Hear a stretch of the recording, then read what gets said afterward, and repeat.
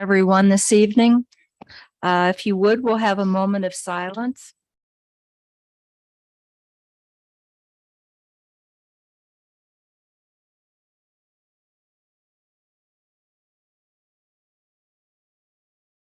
And now we'll recite the Pledge of Allegiance. I pledge allegiance to the flag of the United States and to the republic for which it stands, one nation, under God, indivisible, with liberty and justice for all. Okay, roll call.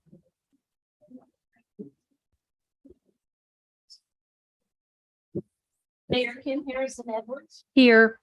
Councilwoman Sherry Rogers, Here. Councilman Randy Bowen, He's attending via Zoom. Councilwoman Debbie Gump. Here. Councilman Herb Curtis. Here. City Manager Nate Stansberry. Present. City Attorney Brian Bailey. Here. Finance Director Susan Johnston. Here. Street Commissioner Mike Starrett. Here. Building Code Zoning. Marty Lewis. Here. Chief Josh Thomas. Here. What's up, business place? Chief Jimmy Suttle. Here.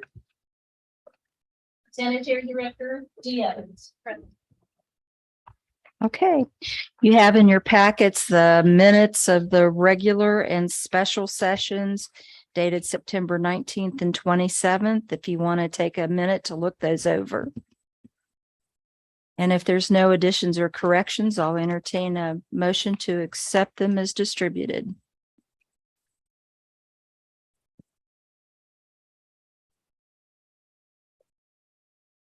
I'll move to accept. I'll second. It's been moved and second. Any discussion? All in favor, say aye. Aye. Opposed? Motion carries. Next, the visitors section, and we have some guests this evening. Nastasia Hefner is with us. Yeah, if you can, so we can all hear. Yes. Okay. So I've had a couple issues over the last couple months. Really one of the issues has been a lot longer than that, which is what I'll start with. I know a lot of you already know the details of it, so I'm not going to take that long. But short story, the feral cat problem has, ruined my landscaping. They live on my porch a lot of the times. My neighbor feeds probably 20, 30 different cats. So it's just a huge issue.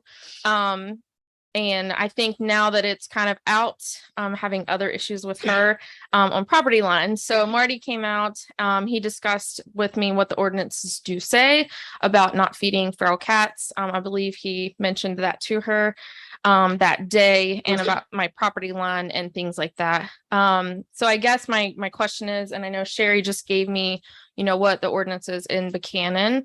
So I'll look at that, but I think obviously the ordinance now says you can't. I believe he said something to her. Since then, she has continued to feed them. So I think my question is, like, how are we going to enforce it? And what's going to be done? I really think that's kind of all I have on the cat issue. And then I've had water issues. I know Mike has been out in the street department, and then my uncle met with Nate a couple weeks ago or a week ago. It flooded again yesterday. So I had to clean all of that up. So I guess my question is, like, what's next and what's going to happen? I know there was mention of a camera being bought, or a snake that has a camera, to see, and then also finding someone with confined space to go down in and at least let me know where my line ties in so that we can start trying to find the issue.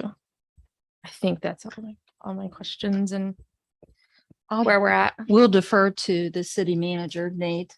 Okay, I'm going to start with the last one first. The camera is probably 4 weeks out. We're just going to order a camera, and it's multiple thousands of dollars, and they have to build it and all that stuff. So when I was there last, your uncle had a sump pump. Is that still hooked up in your house? Yeah, I don't know what happened yesterday. I stay with my grandparents. And I looked at my basement camera, because if it's the water's coming up there, I know my basement's flooded. So I had to leave at like 5:30 in the morning. Mhm. The pump on the inside, I don't know if there was so much water coming in or if it shifted, but the float stopped working. Okay. So I had one outside and inside. The one was like I was just shooting it out on the street. It took probably an hour to really get it all. Well, I was just going to suggest to you leave that pump in place Oh yeah, Yeah, it's down at until we can get that resolved. It down. So there's that. We've talked about the confined space entry. I think we finally got a gas detector the other day. And so we're going to see if we can get somebody certified and get up to that tube. But I really think the snake and the cameras are your best way of finding out what's going on as quickly as possible. So we'll try to, if I'll submit the invoice to get the camera purchased. And at that point, if it's going to be a long lead time, then we'll just rent a camera and see if we can get that checked out. Okay. Perfect. I think it'll be good because, at first I thought, is it just an issue I'm having? But since I went to the ward meeting, it sounds like I'm not the only one. And my neighbor, she's got so much water in her basement. Right. So that'll be good. And I think that's the whole purpose of us buying the cameras, Yeah. because we're going to continue to have these complaints. And so it'd be good, something good for us to have on hand to be able to help homeowners out. As far as the cats, did that answer all the water questions at this point? Yeah. Okay. Yep. The cats, just to be blunt about it, we didn't realize we had a cat ordinance till about 2 weeks ago, and that's where we're operating out of. I think we had some questions out to the animal control officer of Lewis County. Did we get anything back from him on that, like why he can't or? Already spoke with him. Okay. When I spoke to Mike Francis, the animal control officer, he said he went to his boss and they said they weren't gonna act on the cats. They were gonna leave it up to the city. Okay. And I said, well, that's not quite, I don't think that's quite the right answer, because they have the equipment, they have Yeah. the truck, they have the training. And I said, it's not just a dog ordinance, it's an animal ordinance. So cats are animals. Yeah. So I think the county should be my personal opinion, they should be the front runner on this, since they have the equipment and the training. And I guess it leaves me with a follow-up conversation with the county to say, is it something we can contract with? I mean, that's our ordinance reads that way because we don't necessarily have a animal control agent. Yeah. And so if we can somehow get them on board, that's our easiest and I think quickest remedy to it. Otherwise, we're going to have to find contract with someone outside of the public realm privately to come in and trap some cats or something of that nature. And I think as far as the homeowner is concerned, we're just going to have to follow up from a legal standpoint. I think write a strongly worded letter or something like that at this point to signal to her this needs to stop. And if she doesn't comply, then we're going to have to take further legal action. Right. It does. Right. So we'll ticket them and then bring them into municipal court and see if we can get it addressed that way. I did take the opportunity to check in with Buchanan and what they were doing and they do contract with someone to remove them when they Okay. become a nuisance. Now, I don't know if they're actually fining people, but I did copy what their ordinance said. Okay. And they're actually a lot stricter on it than what our ordinance is. Well, I think that's been our issue. We haven't been strict at all. We haven't enforced it at all. And now we've got these huge Issue, problems that have right. grown up. And so we'll have to weed through those, but we'll do the best we can and as speedily as we can. Yeah, because I know, like I said, the 2030 cats is just on Lynn Avenue, but I've heard they're like behind Summit Center and Oh, yeah. if you've ever been behind Arby's. Yep. So it's Yeah. definitely everywhere. So it's like now I think, again, like you said, the ordinance, like we're aware of it. So now it's like, what are we going to do and to enforce it? And then hopefully the county can like agree to what are we going to do with the current cats? Because what I don't want to happen, because I have a cat of my own, is to just stop and not give them a chance and not feed them, but at least take them to a shelter and hopefully they, would get adopted. But other than that. Yeah. Struggle. The other cat issues that you just mentioned, those are out of the city limits. So Oh, yeah. we can't really do anything Right. about those, but we are trying to address within. Thank you. We appreciate you Yeah, coming. thank Thank you. Thank you, Nastasia. Anything changes, give us a call, please.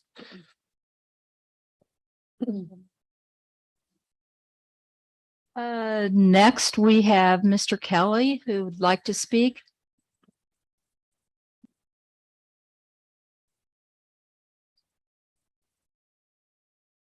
Wanted to thank you all for blacktopping Mid Avenue. It's a very fine job. I like it real well, but I do have a gripe here, as I usually do. Up at the Arnold Hill Cemetery, Mr. Sterrett there, you excavated out a place up there for people to turn. And they blacktopped it today, real nice, nice and smooth. However, the people that own that house and that property are not seeing eye to eye on allowing people to turn there. Mr. Kelly, let me tell you something. We just started blacktopping it today. Yeah, We have a little issue up there of turning how we're going to turn. But once we get it striped where they're at and the places that they're allowed to park, then I think there'll be plenty ample room for those to turn around up there, sir. well, they're not very cooperative people, and I was told to get the F off of that hill today. And I promptly turned around and told him I didn't F and have to. But that's not even city property, actually, where the access road is. And now he's got a real nice fine driveway and parking spaces for 3 vehicles. And he always has 3 cars, a truck and 2 cars. Then they have visitors too. So people ends up parking on the street or the cemetery access road. So now if I go up there with a chainsaw, which I've got to because they left it in such a mess when that tree fell over. And that's another thing too, the people you contracted to clean that cemetery is not doing their job either. I guess their little business out here on John Street's taking up all the time, but they were supposed to go up there and cut up those logs left over from the trees that had fell. And I was going to take them, but they said no, they wanted firewood, but it's still laying up there all over the cemetery. So I don't know what to do about that, but I was just mainly, on out there a ways toward the cemetery where you said there could be a turn put up that alleyway. Okay. Well, that wasn't blacktop today. Now, if he wants to be mean about it, or he can stop you from turning there if he wants to, even though you all did blacktop it for him. I think we have an Okay. easement that we've made up an agreement with him. And I think it's documented that we have an easement there, sir. And the other reason why we've done that, and we blacktopped that and had to turn around. I have a gentleman that goes up there in the middle of the night plowing snow. Yeah, Back up that alley, sir, all the way up to the top. And it's a safety factor for my men. It works for me, street department. I would rather have that blacktop and safety for them to travel up and down that would be jeopardized life. do they blacktop or do they run the snow plow on all cemeteries like Macphail and all them? Well, I know we do up there, sir, and I don't think we do on the cemetery. We just plow Reservoir Street, which is a city public right of way. Well, it was meant to be a cemetery access road. But see, the people that moved up there, if they'd have been smart, they'd have done a deed and title search and had the place surveyed, and then they'd know exactly where their property was, and then they wouldn't be in this mess. But I'm not going to be told to get off that hill either anymore. So I think as long as you're in the cemetery on the public right of way, you have a right to be there. We, like Mr. Sterrett said, we're still in the process of kind of finalizing everything up there. Our intentions are to stripe 3 spots for them and then have a 4th spot that's a turnaround that we'll stripe with different striping and most likely put up a sign that indicates as much. So we're not completely done up there. like I said, By any though, means. where you all stopped blacktopping, if you're going out another 30 feet and then turn up that alleyway, you could blacktop that and make that a turning area in case he wanted to go ahead and be the type of person he is. Well, like Mr. Sterrett said, we've got a legal easement there to use that property, and I think we've spoke to the actual landowner, and he's been very cordial to us. So Yeah. at this point, I don't think we're going to have any issues. But He can be that way if you disagree with him. yeah, we'll address it then, I guess. Well, I guess that's about all I got to say. Thank you all for your caring. Okay, Thank you very much, you. Mr. Kelly. Thank you. Okay, next we have Michelle Carpenter. Oh, you didn't want to speak, Michelle? Well, it's good to see you.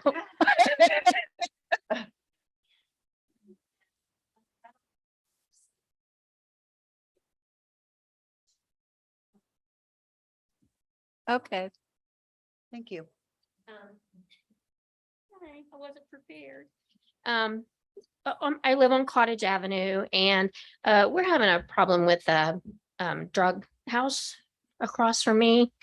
And we've had a lot of traffic about every 15 minutes sometimes, people coming and stopping there. And I've talked to the county and you've been made aware of it. And I don't know what else to do. It's been 6 months or more and nothing has happened. There's nothing going on that I can tell. In fact, some nights it's really, my grandson doesn't even come over anymore. So, and I went out the other morning and there were teenagers standing on the porch and I'm bold. I don't care. I gave them the stare down and they left, which was, but I just didn't know if you all could maybe, like I said, I've made Mr. Goza aware of it. And I've seen the FBI over there looking for a fugitive, but they're never there doing anything else. So I don't know. That's just my main concern is the drug house on Cottage. So. I appreciate you bringing that up. I spoke with Sheriff Gosa at the neighborhood watch meeting and Linda Bush and I talked with him at length. They go through the back, of her place because I let them know that I knew what they were doing. And because that's just how I roll. And so they just started coming around the back, but my grandson was there a couple weeks ago and somebody came by and I feel bad. And because of a family member, I know who a lot of the folks are that are going to the front door. So I know what they're there for. I'm not, I recognize faces and some people I just literally outright know. But he was there and some woman came and she was knocking on every door, before she got to the right one and she was not well. So I don't know. I just, thanks for the invite. But I just want to, that's really concerning. One of the main things people moving into a community is they don't want drug houses on their streets. Absolutely not. And this is a big problem. So anyway, thank you for your time. Thank you, Michelle. Do you have an address on that, Mayor? That property? Michelle, send me the address for that, would you? Thank you. No, I'm not asking you to either.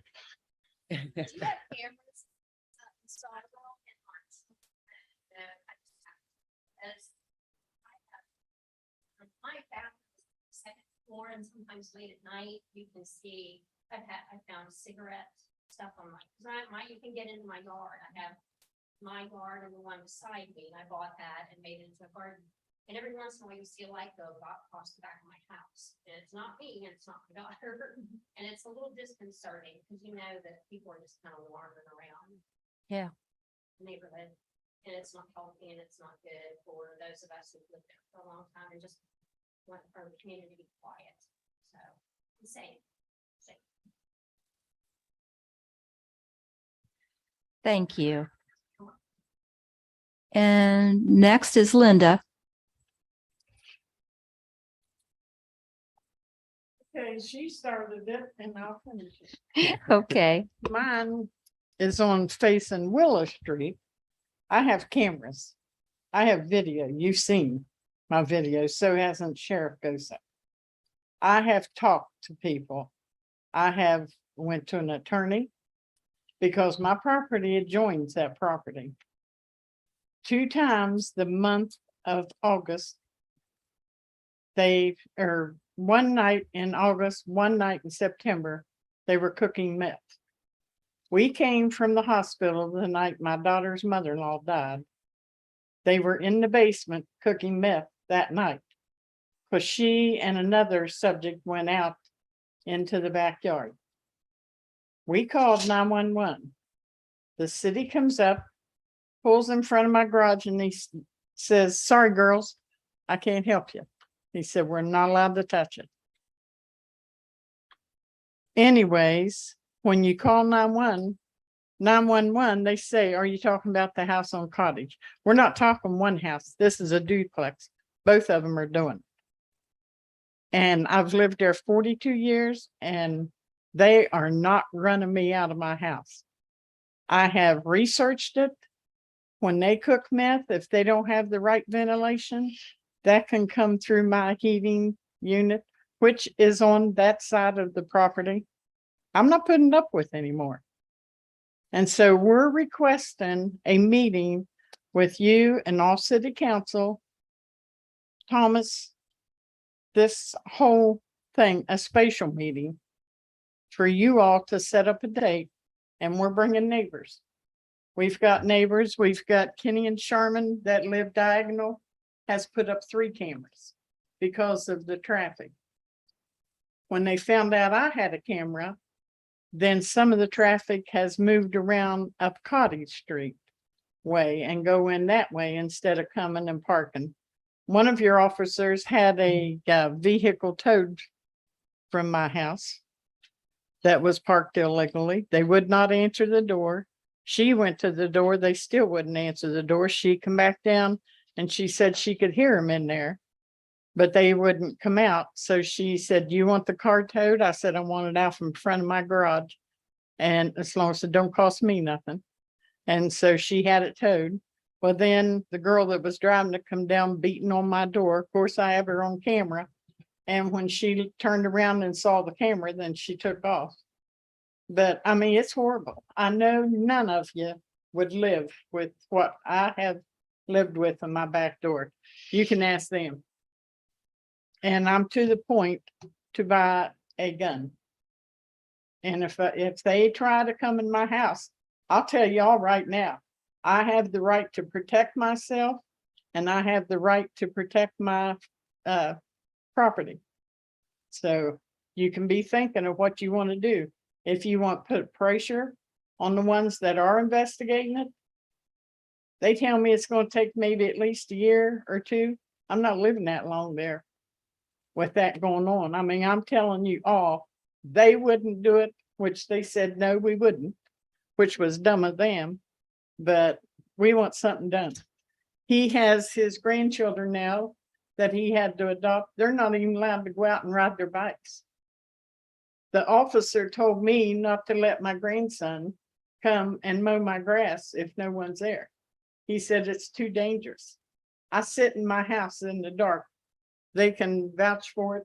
Michelle sits in her house in the dark. And I'm not living like that. I feel like a prisoner in my own home.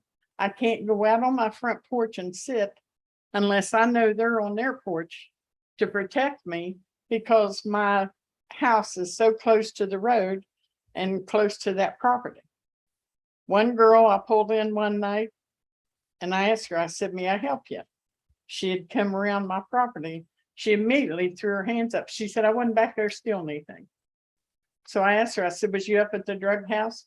"I don't know what you're talking about." The other night, the poor Barnett boy overdosed on Town Run. And I think he frequented that place quite often.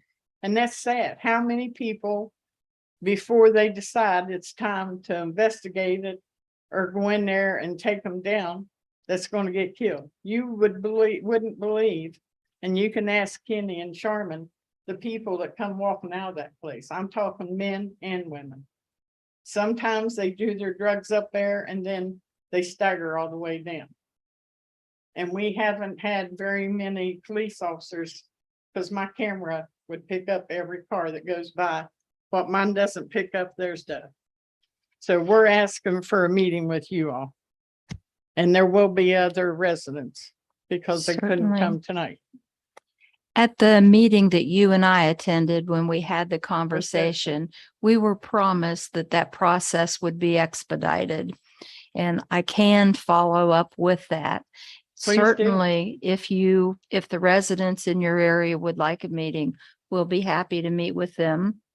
And I don't know, If Chief you all want to Thomas, do set up you a have date, anything to add? Yeah, I can tell them to increase patrol there. That's really all, at this point, that's all we can do. Who told you that it would take a year? Who were you talking I to? can't give that information. It's an official. And I can verify what she's saying. Okay. Because you was probably told the same thing. Yeah. And I can't live like that for a year. I I am understand. sorry, people. I understand. I've lived in the city of Weston, like I said, 42 years. I bought that place in Navy and have never had to live this way. And I don't think I should have to. You know, I'm a single person. Michelle back here is a single. She has the front view. I have the back view.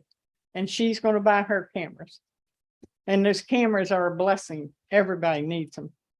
I mean, you wouldn't believe some of the videos I could show you. I mean, I've got video one night where they brought in 5 duffel bags of stuff.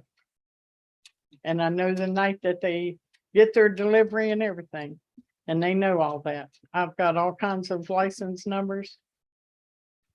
So, but we're just trying to work with you all. I mean, you understand. know. Well, Thank if you. you'd like to work on setting up the meeting, then Yeah. I'll have information for you. Maybe Yeah, not you much, check. but in the meantime, Chief Thomas did indicate we would try to increase patrols in your area. I mean, you know, I'm afraid to go outside. I'll go out in the daytime, you know, but after dark, like when I went to the hospital that night, it was, I don't know, close to 11:30. Just as soon as I stepped down off my porch, here stood a guy in front of mine. I mean, it scared me. I thought, do I go back in my house or do I hurry and get in my car? Because I Yeah. was needed at the hospital. So, I mean, I'm done, people. I'm not living like this anymore. And they all have been told that. I realize they are working on it and want to get what they can get, but they need to take in consideration of people's lives. And, you know, I know that I'm going to catch some kind of flack because the one guy came to me and asked me, he saw my camera. He said, how far does that camera reach? I said, it reaches far enough to my front door if someone tries to get in my house. But it reaches further than that. But I knew he was fishing. So then he tells me, do you know so-and-so behind you is selling drugs? I said, nope. I said, I've lived here that long. What I do is my business. What he does is his business. Hmm. So anyways, and then in the meantime, that one's selling drugs also. I mean, you know, he delivers it into the grill. They come up on his porch, get it out of the grill. He's put it in the trampoline. They come to the trampoline, get it out there, leave their money. And I mean, I've got it on camera, and I've even, when I went to the beach in August for a week, I offered them my house, the law enforcement, to come and live in my house because they can see everything from the back in my house. Yeah. But they didn't come. So anyways, I'm fed up and thanks for listening to me. You're Thank you. welcome, Sorry. Linda. Thank you. No, that's fine. Is Kenny and Sherman allowed to talk? Do the two of you have anything to add? I know you're not registered, but it's about the same issue.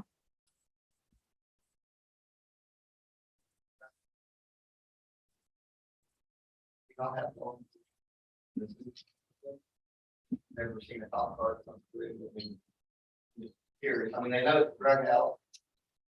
Everybody knows it.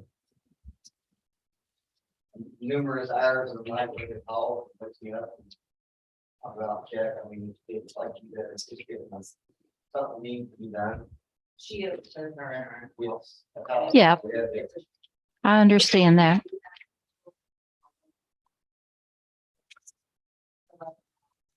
Down that way.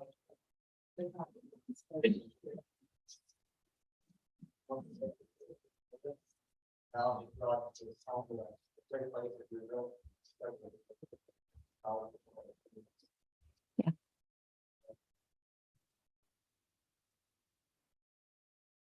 Anything else? No? Okay. I appreciate all of you coming and sharing with us what you're going through there.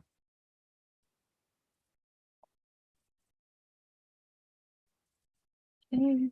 Do we have anyone from the hospital here? Okay. Um.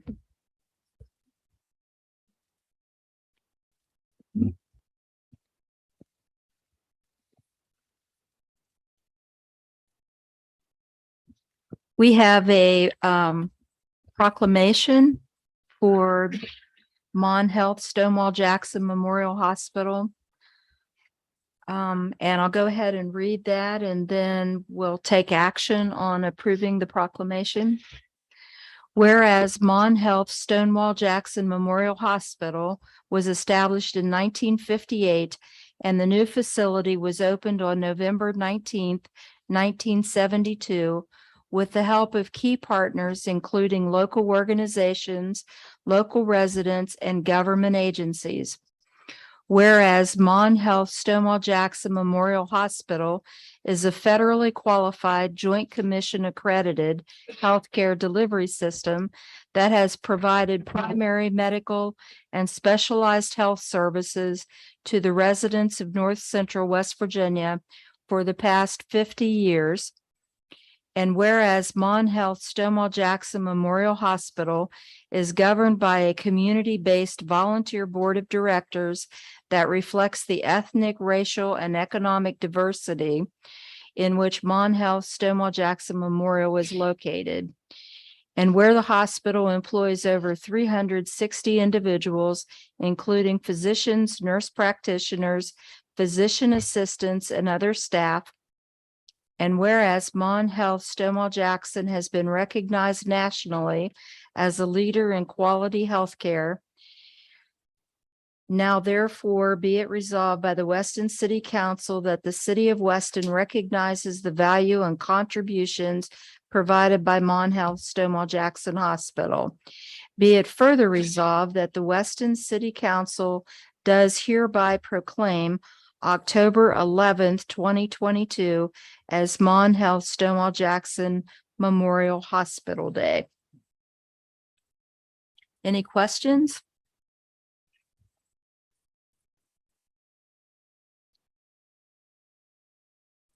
If not, if we could take action on the proclamation. Okay. Is there a second? Okay, it's been moved and second. Any discussion? All in favor signify by saying aye. Hi. Opposed? Motion carries.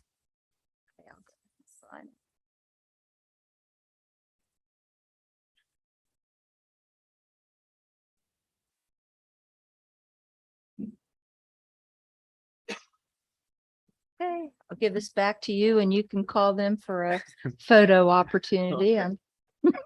We'll figure something out. Must have got my wires crossed. Okay. Next.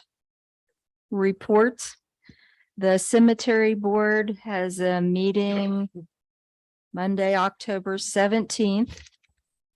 The Landmarks Commission will be meeting Thursday, the 13th. The Planning Commission. I think we're in the process of changing that. The Planning Commission. It's originally, it was scheduled for 6 o'clock that day.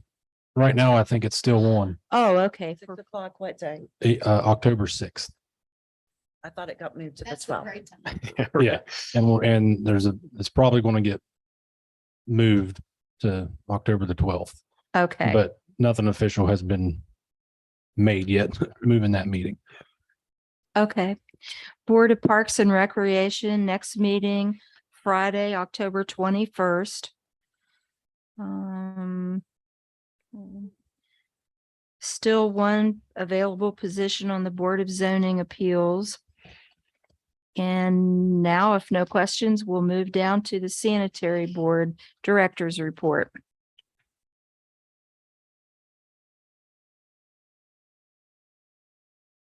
Good evening. Just to highlight a couple things on the report that you guys already have. As far as the projects go, the Senegra, the contractor that's down at the plant taking out and removing some of the sludge. There's been about 100 dry tons of sludge removed from down there. There's 630 tons that's actually going to be removed, but there's 100 dry tons that's been removed thus far, maybe a little bit more that they got today. Potesta submitted plans for the sewer line replacement project at Jackson's Mill to Brock. Those lines are going to be replaced down there, and they've asked Brock to kind of look over those plans and specs to see he has any additions or corrections to those. And once his review is complete, then they'll move on with that project at Jackson's Mill.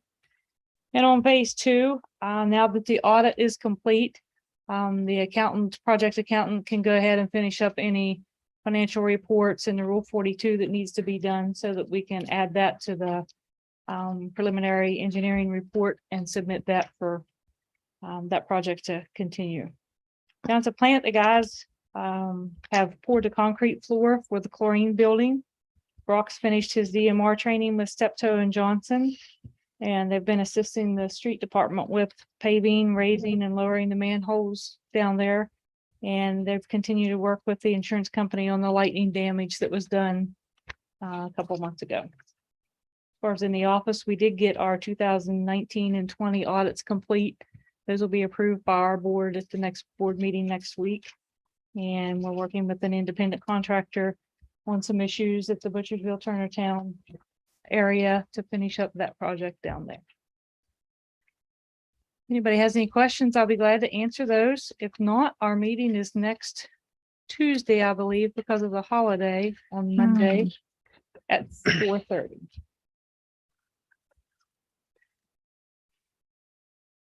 Did you make any progress with Sharp Hospital? Actually, Brock spoke with them a couple of times, and Adam had to talk with them again today because the basket was completely full of that same debris to the point where it was overflowing and running down the street. And he spoke with them. He asked that I check to see if there's anyone on council that knows anyone in particular up there that we could talk to further, other than the ones that you all mentioned before, because nobody seems to really care. Where's this? Sharp Hospital. Oh. Other than, again, like we've done with Weston Manor, just tell them, you know, we've been out there this many times. We've told you what can and can't be put in there, and it does go against the ordinance as far as what it's doing to the system. Can they not be fined? And start charging them for the repairs that we have to do. And those trips that we have, you know, we make out there. We're talking blankets, towels. Yeah. Yeah. Have you talked to Pat Ryan directly at Sharp? And still nothing? How do you go about enforcing an ordinance and fining them? We've never had to actually enforce that particular ordinance. What we've done with Weston Manor is we sent them a letter and simply said, this is a record of how many trips we've made out there in the last 6 months, which was astronomical. This is the manpower hours. This is how many times the jet truck's been out there. This is how many times the vac truck's been out there. You need to tell your residents no more wipes. You're the only one at the end of this line. So you're the only ones that are putting wipes down the line. The next trip that we have to make out there, other than for routine maintenance, you'll be charged for that. Right. And can they'll we be do charged that? for the man hours. They'll be charged for the vac truck, Right. jet truck, everything. Can we do that with Sharp? I think at this point, yes, we can. Is that letter the result of the Attorney General's recommendation? Yes, that was. Oh, okay. Yeah.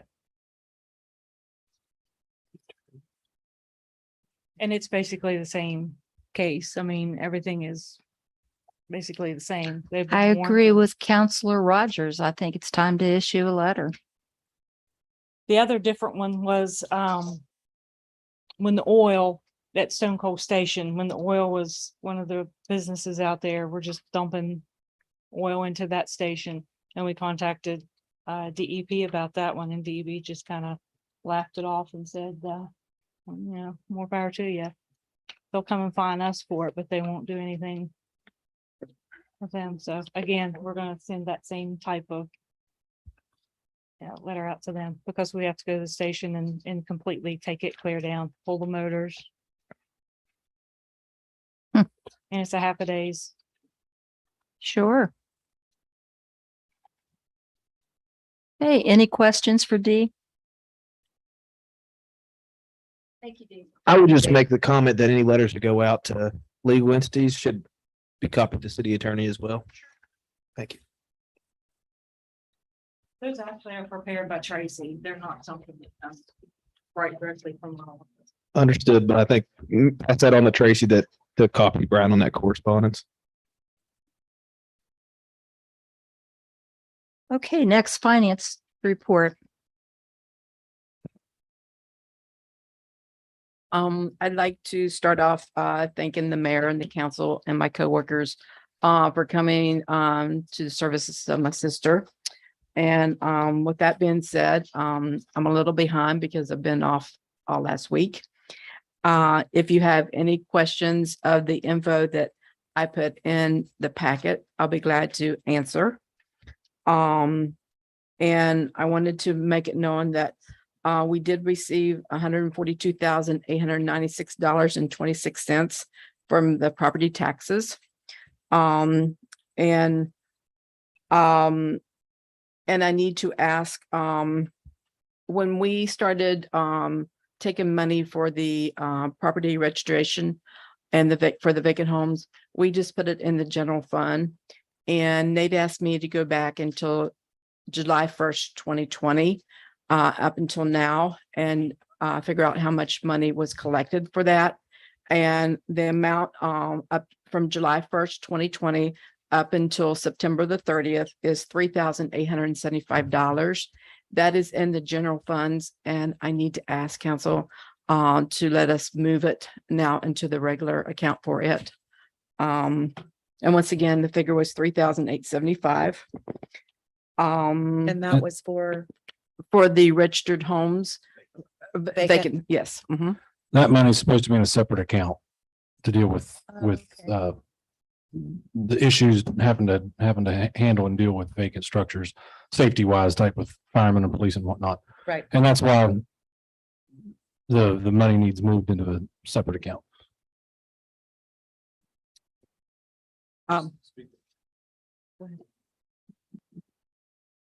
And just from a practical accounting standpoint, it's easier for us to collect that and deposit it into the general fund than keep it kind of in a separate folder or spot on Judy's desk and deposit it directly.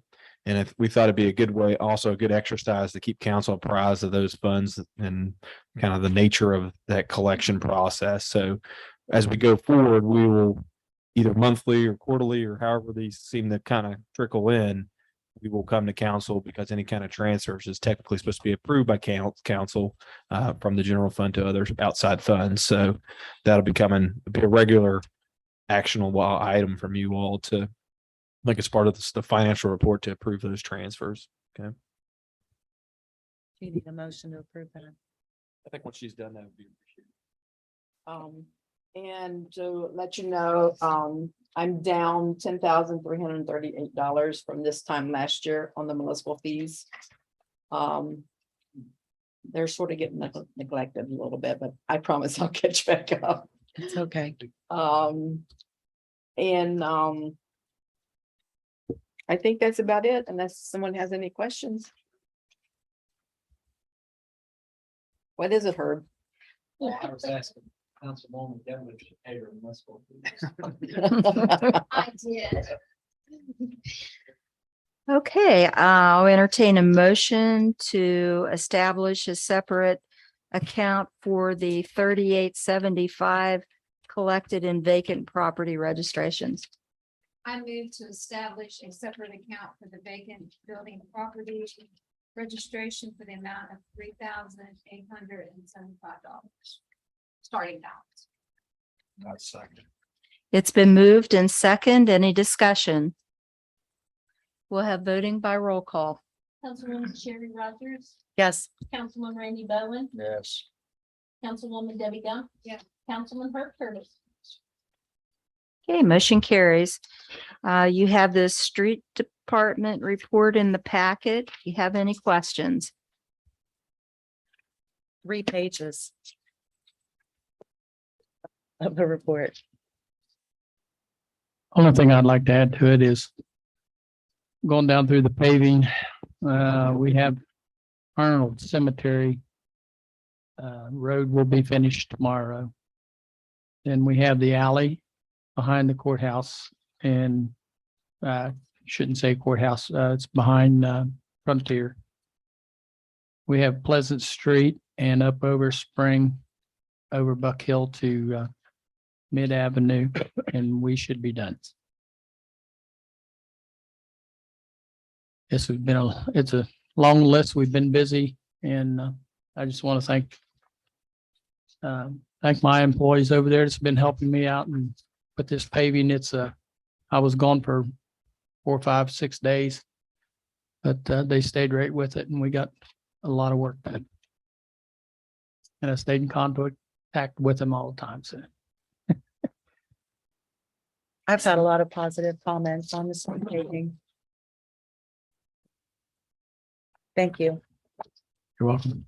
Yes, several residents have expressed their appreciation, not only because the work has been done, but because they feel that the work has been extremely satisfactory. And they like the special attention that's been paid to the manholes that were hidden for several years and the drop inlets. So your work definitely doesn't go unnoticed. Did we ever hear back on the contractor with the bridge and the detour maintenance? Did we ever get Well- any resolution on that? We haven't heard anything since we had the meeting the other day, the day we opened it up, but I'll check back with them again on that. Before our paving crew gets out of town, we'll have an answer. Hopefully. Were we able to add the sidewalk that I brought up on East Fourth Street from Center to, that's the alley, School Drive? Yeah, it'd be school drive. Yeah. We haven't yet, but we can sit and discuss it. I just thought of that, yeah. Remember that. It's down to mud and grass. Of course, a lot of them are, but we discussed that. I just thought I'd bring that up. The one that's on the borders of the park, right? Is that the one we're talking about? Yeah. Yeah, On on Lively. Lively Park, yep. Just half of it from Center to the alley.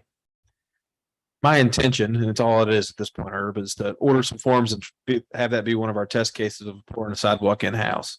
We just haven't got there yet with all the other excitement we've had this fall. Did you hear that, Mr. Sterrett? Get on that, please. Snow is flying. It's ready to come. And that's the challenge. We're running out of, We're running out of good weather, to be honest with you. Yeah. but we're not going to have any spring paving because we've spent all of our paving money. So Who said that? Blasphemy. it'd be the best. One other thing, what about that George Street dip? Since the bridge is open, is there any way there can be anything done with that George Street dip?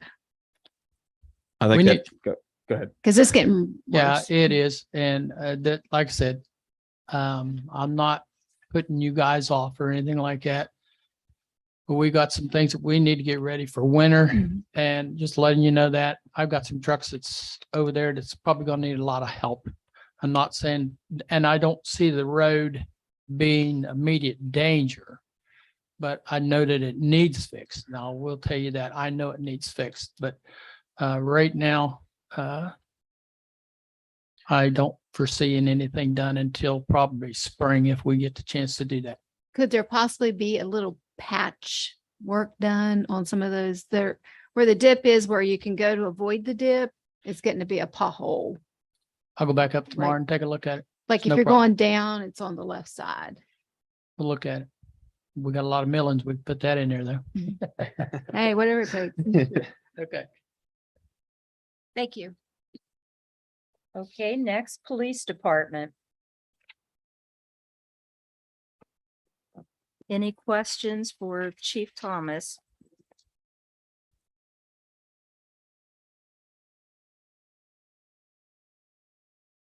If we get all the computers installed, I know you guys were working on that. Yep, they're all set up. How's that working out? It's okay. I mean, the computers are great. We're having a little bit of trouble with our internet. Oh, So.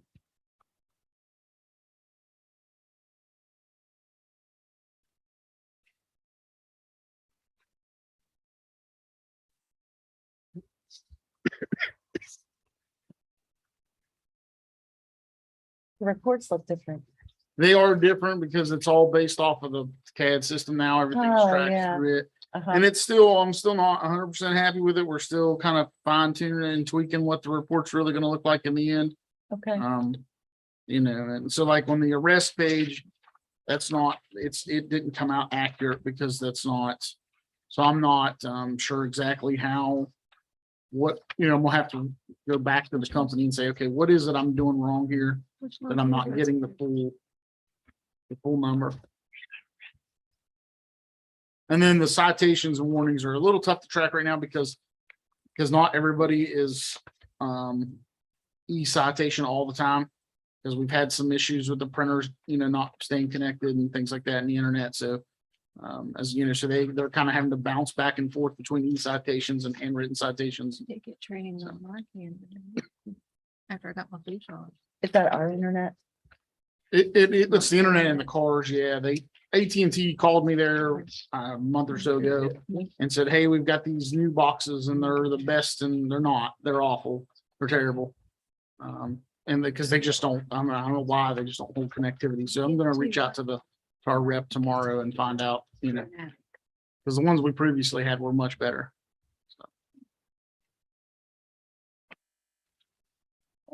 Thank you. Okay, if no questions, we'll go to the fire department report.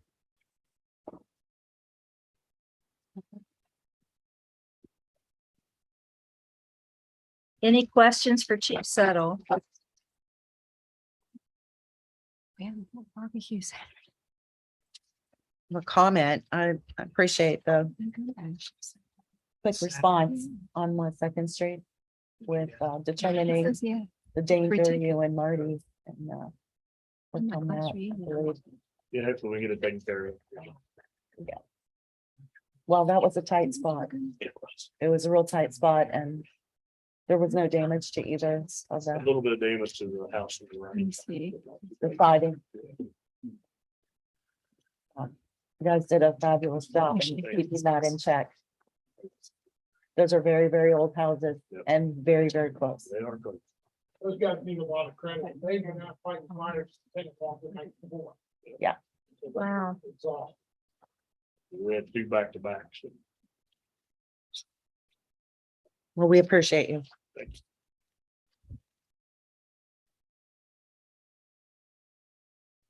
Okay, if no questions, we'll go to building code zoning report. Thank you, Chief Settle.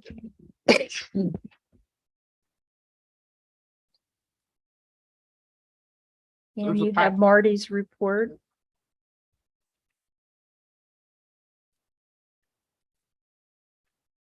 And I think I made everybody aware on council, but the public may not be aware. We received our REAP grant. There was a televised news conference on Friday from the governor. And then I got a couple of emails and phone calls on Saturday morning. But we got $300,000 to put towards these dilapidated houses. And that's a testament to my predecessors and the whole team that we have here in the city. A big congratulations to you. Do you have that list already? Yes, I do. I've had it since July. I figured as much.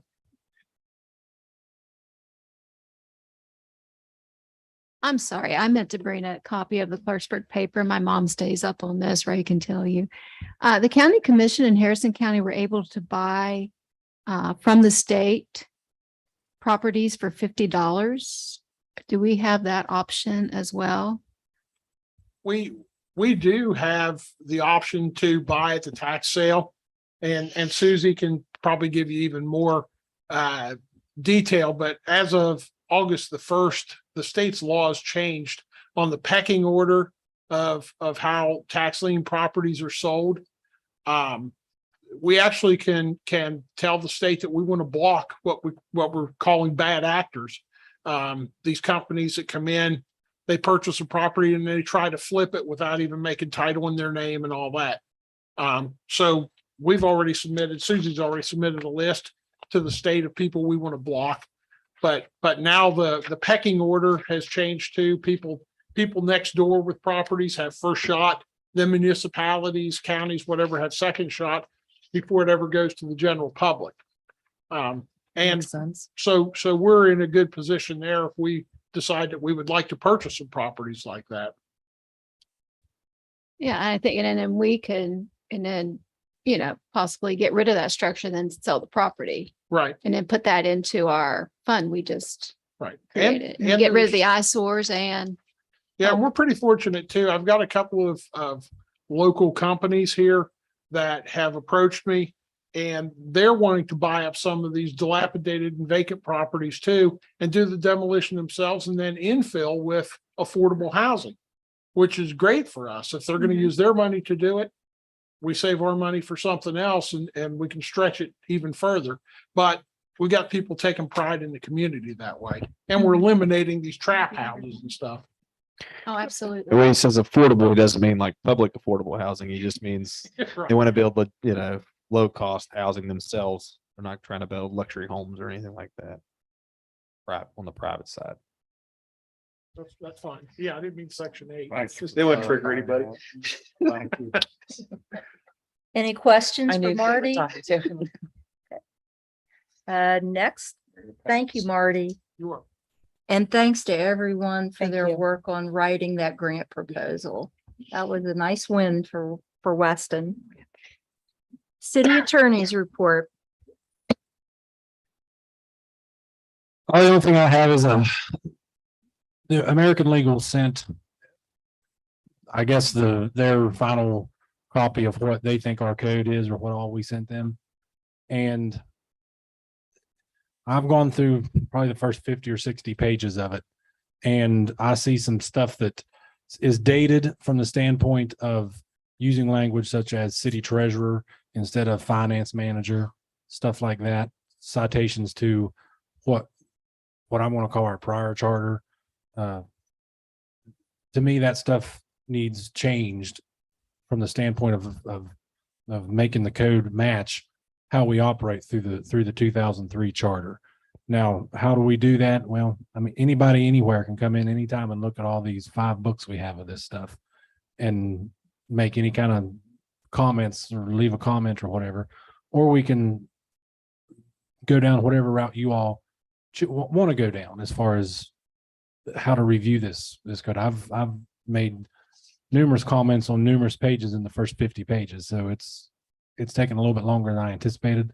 I don't know if I'm just throwing this idea out there. It doesn't need to be like this, but every 2 weeks we have a session and go through 50 to 100 pages of it and be done with it in 6 or 8 sessions. But that's just one way to do it. But it's all the stuff is free to come in there and look at and make any comments you want to on it. That statement's probably more for the general public, but we can give you all a copy and look at it, and whatever y'all want to change, update, or whatever we can. And someday I'm guessing I'm just making this date up, April 1st, 2023. We quote unquote pass the new code and start from there. Anytime we have a question on anything, we now have this updated book that we can open up and point to and say, this is what the rules are. This is what the law is. So I think that's the big thing coming down the line at us. Otherwise, all my stuff is tied in with everything everybody talks about. Thank you for working on the parking ordinances too.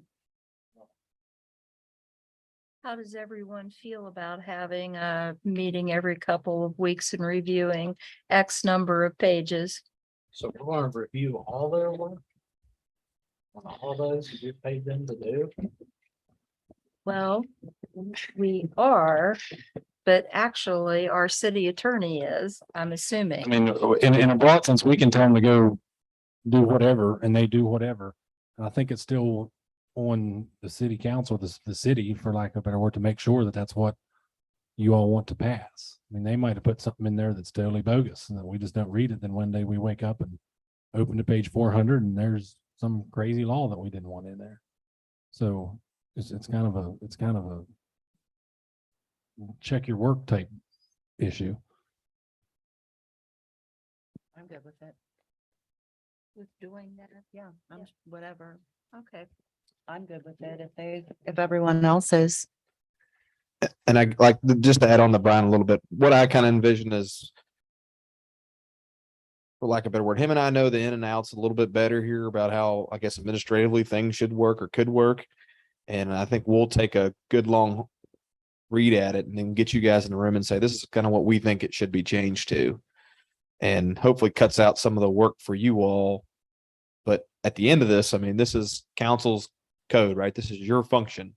And so we don't Right. necessarily want to step on your toes or elbow you out of this. This is something that at the end of, you get the final word on all this stuff. And if you want to ask 100 questions about what we're thinking and our suggestions, I mean, we'd more than welcome it, I think, right, Brian? That's kind of Absolutely. that's the process we're trying to invite. But we also hear Councilman Curtis's concerns. We've hired this company to go through this. I guess at the end of the day, we're just seeing they're in Cincinnati. I think they could have done a better job. That's my personal opinion with a gun to my head. But there's a lot of things that you're the council, and the council's passed were the councils, right? And that was their job, was to make this thing kind of make sense. And there's places that doesn't. And so we've, like everything else here, we've got to clean these things up the best we can, I think, to have a good code. I understand. That's fair. Yeah. your address. I was looking as far as the legal language aspect of it, because we're not attorneys, right? So, but as far as general language. I mean, what I've come through, in the first 50 or 60 pages, what I've encountered the most are general like typo type errors and outdated words like city treasurer. And it's not terrible, but it's just, I hate to say no brainer things. It's nothing you're going to do so far to change a rule. The rule's still there. You're just making city treasurer sound or be finance manager. It's just Or- not a professional job. is what To I'm make saying. it uniform with how Yeah. we're operating. Right. Right. And there may be some policy questions once we get into this stuff, but we just want you guys, at the end of the day, this is going to be the law for Weston, right? That we're passing, and we're going to take all the old law essentially before it and replace it with this law. And it's not really getting replaced because it's the same law, except for these small tweaks we're going to make. And we just feel that you've got to be comfortable with that decision because it's your decision ultimately at the end. And we've talked about ways forward, some councils may have just said, hey, we trust you guys and figure it out for us, and we'll put a rubber stamp on it. And I mean, that's a way of operating, but I don't think that that's how you should operate or how you will want to operate.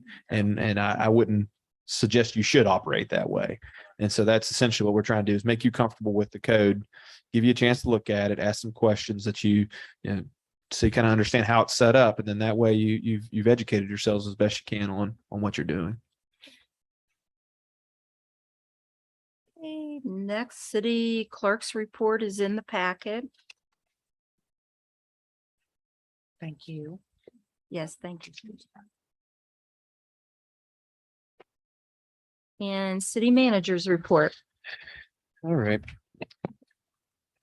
Once again, I almost got to my report before where everything shut down, but I ran out of time.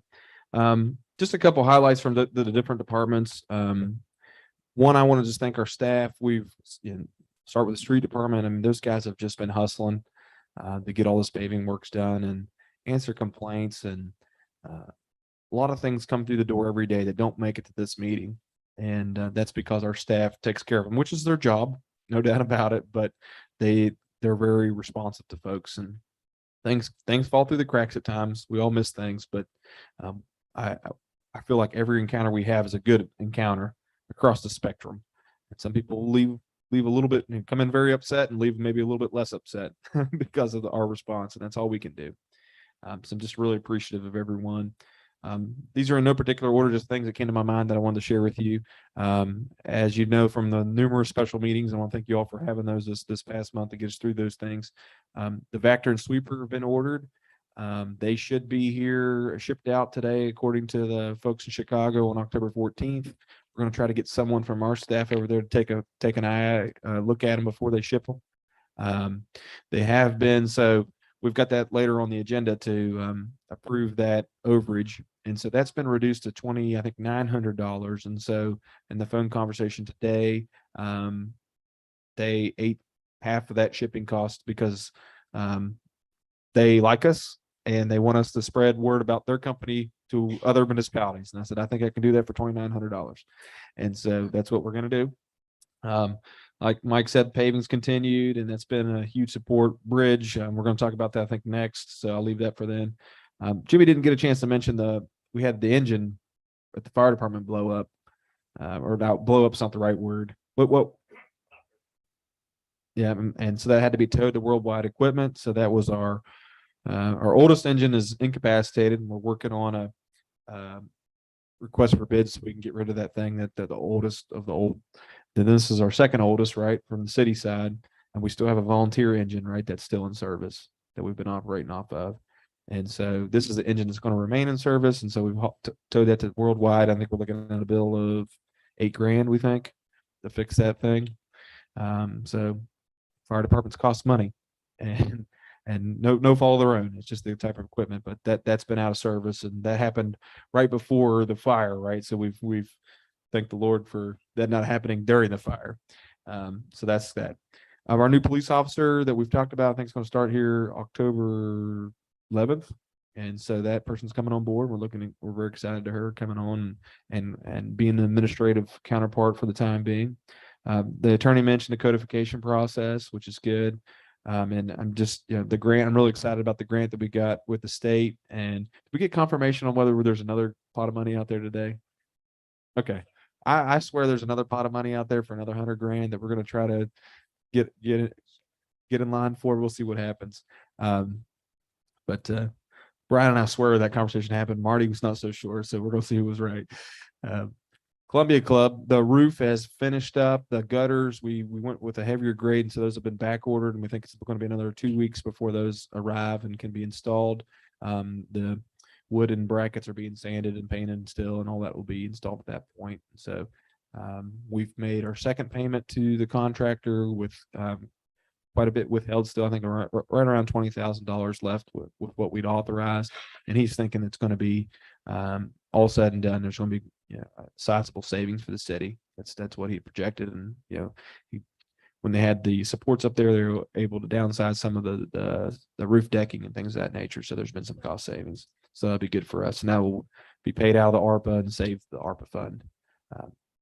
And so with that, I think that's pretty much all I want to really mention at this point. But we're going to continue as a staff. I feel like we're really kind of starting to catch our breath a little bit from a administrative standpoint and all the finance stuff. And from my standpoint, I'm able to, with our new employees, able to spread some of these duties out and build some redundancy, which I think is really good for us as an organization.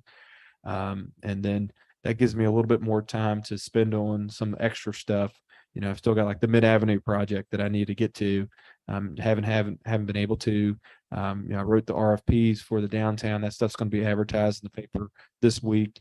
And so I'm slating, end of October, early November to get all those RFPs in. We've got an outstanding RFP to write about the city building, putting in an elevator and hopefully getting the building painted in the next, 6 months, 7 months, because it really needs to happen. So those are things that are outstanding on my list, and annexation and all those things that really need to happen as well. So we've got a full slate, but these investments we've made in our staff are allowing me to spend some more time working on those things, which I think is good, and take the occasional kayak trip down the West Fork River. So I will mention that we did have a great turnout for that. I think we had 30 plus kayakers at the end of the day.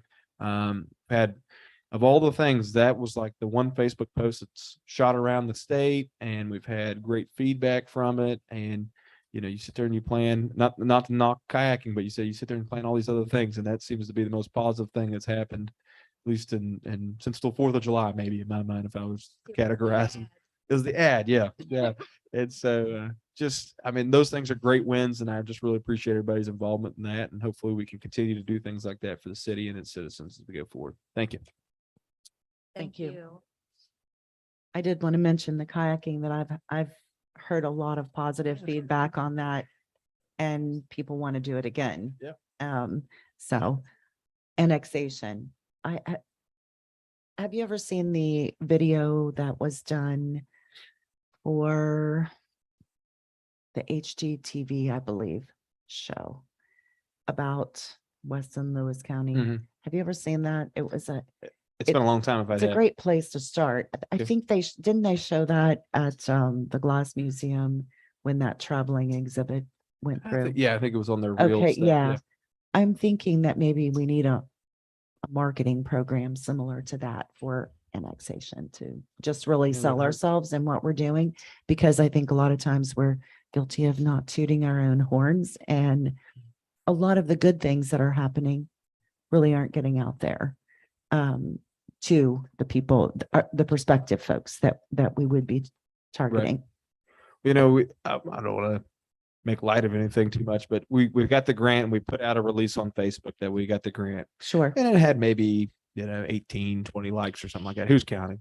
Right. But I saw Me. one of the Facebook uprisings over the weekend. Somebody said, "Boy, the city just needs to get out there and apply for this grant that the governor I saw announced." the And I was same like, thing. Yeah. I saw don't the know same how, thing. and I'm not a marketing person, but it's like I know. missed something I'm not there, either. right?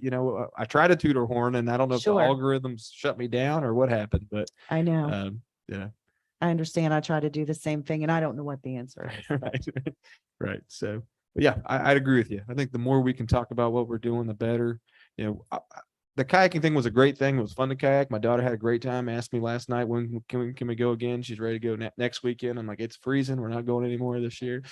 But the best interaction I had was we rented a van. Mhm. We got everybody loaded up from out of town on this 15-passenger van, and we drove back to Weston from Jackson's Mill Boat Launch right there, right? And so street department, for whatever reason, maybe it was Providence, took a right. Instead of going through Deerfield, we went the back way through Jackson's Mill and Butchersville and stuff.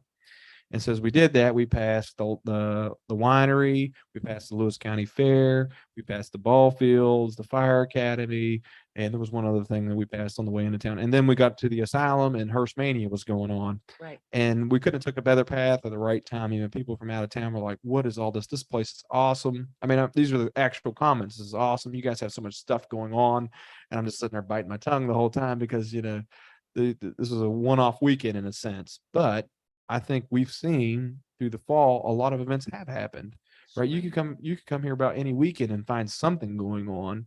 Mhm. The weekends are few and far between that we don't have anything happening. Right. And so that was kind of eye opening, and people just, I've driven by the Man Cave Distillery, no offense, Man Cave, bajillion times, right? Never stopped, most likely, but people saw that sign on, like, "You've got a distillery. I'm getting in my car, I'm going down there." And we had some feedback to our city website thanking us for the kayak, and they said they took 4 and her besties and they stopped at Lambert's Winery on the way out of town and had pizza and stuff, and they loved it, and they'll be back and let us know when the next event's happening because we'll be down there. And so I think this is my last story and I'll stop. When my wife first came and visited from Kansas, she was like she just would look out the windows and say, "Look at all this stuff." And when she was saying that, we're driving up I-79 from Jane Lee to Weston, right? And if you lived in Jane Lee, you've done that drive 1,000 times and you don't even notice the hills anymore. But she's looking at all the hills and the sun coming over, and she's like, "It's just so green," things of that nature.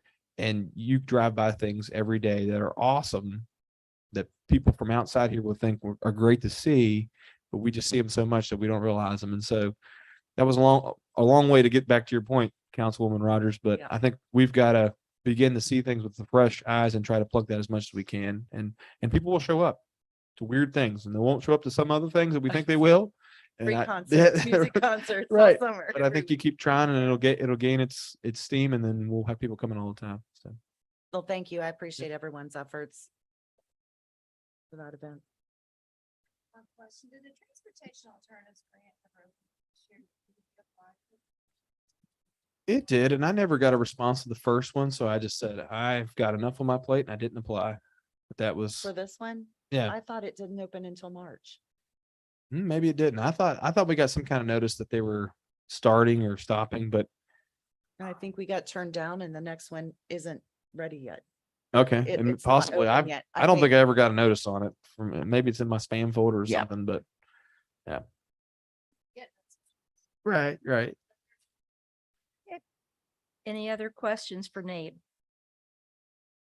Okay, Thank you.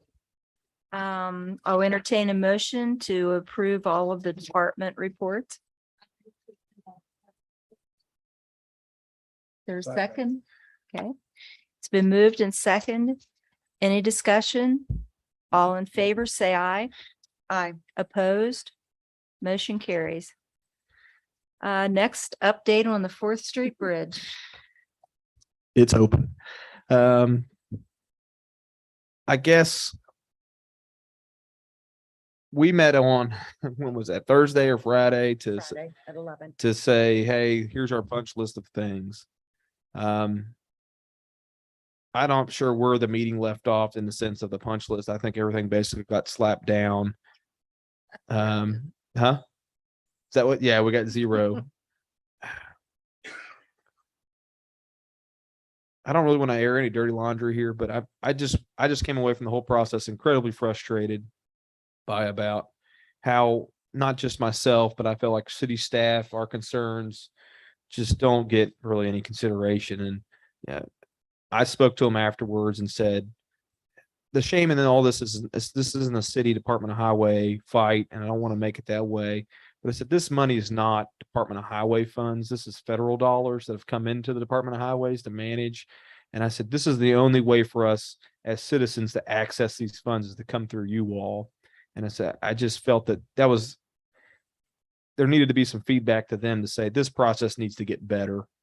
And we should have been happier with the product we received than we were. And so at the end of it all, I think we have a bridge that's going to be very safe, very sound. It's just with the finishing touches. And it was I would say a communication breakdown. We didn't know who to talk to, and the people we talked to didn't seem to get back to us like they said they would. And that's my side of the story. And I'm sure they'll have a side to their story. But I think really the predominant things that we're left with is up on the street department side. We've got a sidewalk essentially that goes nowhere and just stops. And so through various conversations there, I don't think we're going to make any further headway with Department of Highways or the contractor and seeing that sidewalk tied in any better. And so I think that's going to be left to us as being our street and our sidewalk in some capacity. That's going to be left to us to put the finishing touches on and tie it into the existing sidewalk and make it as safe as possible. Because currently right now we've got, a throwaway concrete piece on one side that goes nowhere and really a twist your ankle hazard. And then at the end of the sidewalk, it just stops and we've got an 8-inch fault, straight face that goes nowhere. And that was outside the project at that point, supposedly. So write a better contract. That's my suggestion for next time. I think this goes for any consultant. I think when this is free advice, whenever you sign up for the consultant, you've got to be ready to manage that consultant and manage them hard to get the result you want. Yeah, it's a crying shame, but I think in the consultancy world, you've really got to make your needs heard and known frequently to get the end product you want. And so we really, I think this council and just myself, we were handed the plans at the 11th hour and said, here's the project and this is what it's going to be and good luck to you. And that's what we got. So it functions. I think all the major concerns there's a drainage thing on the street department side there. I'm a little nervous about, but we'll see how it's handled. They're supposedly going to uncover it, but I think for all intents and purposes, the project's done. I don't think there's anything to add to that, right? Outside of through all the fireworks at that meeting, we didn't get a chance to ask about the detour in the contract. And that's something we've asked numerous times. And we did in our meeting with HQ up there, we were told that was coming that day, and we've yet to receive any clarification on whether the contract or a copy of the contract or anything of that nature. So that's just the microcosm of the project. So we'll see if we can get that answer figured out and get some kind of direction on that. But I think at this point it's done. Let's move forward and be done with all this. Any other thoughts or concerns on that bridge project? Next, the ordinance reconfiguring and redefining roles and purpose of the tree board. I think I saw an email. Are you recommending that we table this item? Yeah, it sounds like Mr. Weaver's going to be attending another tree board in Elkins and take some notes and get back to us. And I think that he shared some legitimate thoughts with us. So my recommendation at this point is to table it for further consideration at a later date. I move to table. It's been moved and second to table the reading on the tree board ordinance. Any discussion? Voting by roll call. Councilwoman Sherry Rogers, Yes. Councilman Randy Bowen, Yes. Councilwoman Debbie Young, Councilman Herb Curtis. Motion carries. Do we have a deadline on this? Because this is going to be the third time. we take Well, I think the reason we've tabled it so much is that I guess maybe procedurally, my preference is to keep it on the docket as old businesses so we don't forget about it. Right. And if we got to table it 10 times, then we table it 10 times. But I think, yeah, there is a deadline at some point. But in Mr. Weaver's defense, he had an email out to me about a week and a half ago, and I just responded today. So, yeah. Yeah. And so Right. we're trying to get to this by Arbor Day at least. So that's our goal. Next, the ordinance for long-term parking, second reading. I'll entertain a motion to have the second reading by title only. Is that the supplemental areas and times? Is this ordinance 2022-12? That's where we are. Yes, I'll move to have the second reading, isn't it? yes. Of Weston City Ordinance 2022-12 by title only. Is there a second? It's been moved and second. Any discussion? Voting by roll call. Councilwoman Sherry Rogers. Yes.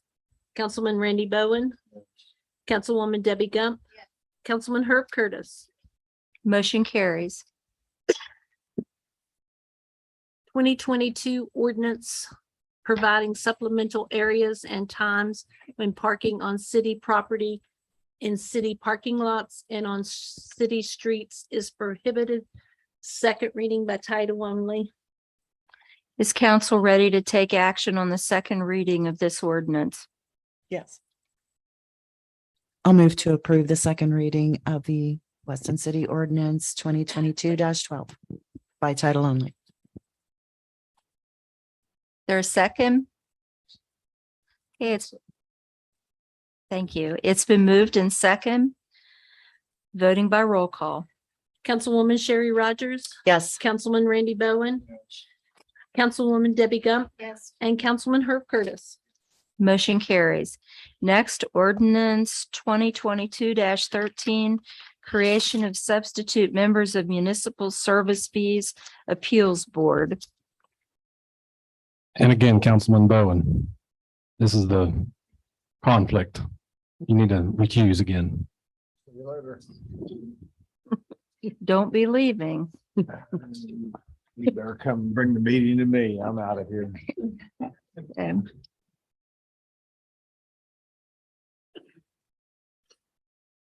This is our first reading. Second. Okay, that's what I thought. The first was on September 6th, I thought we 2022. had the Yeah. first. Okay, I'll move to have the second reading of Weston City Ordinance 2022-13 by title only. okay, it's been moved and second. Any discussion? Voting by roll call. Councilwoman Sherry Rogers. Yes. Councilwoman Debbie Gump. Yeah. Councilman Herb Curtis. Yes. Motion carries.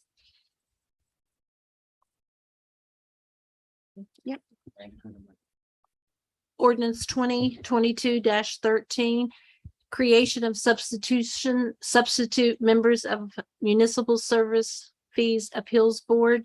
Second reading by title only.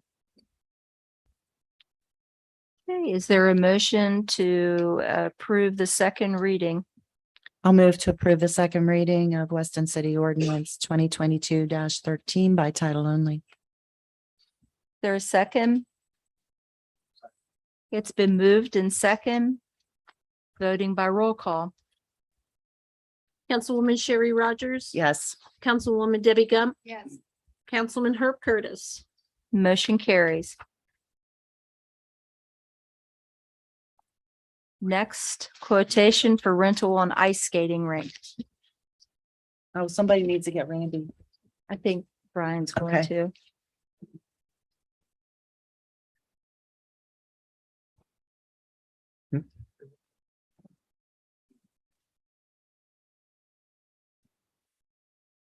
You can use it.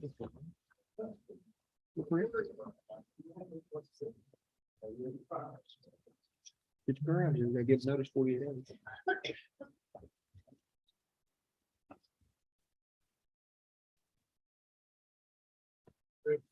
Yeah.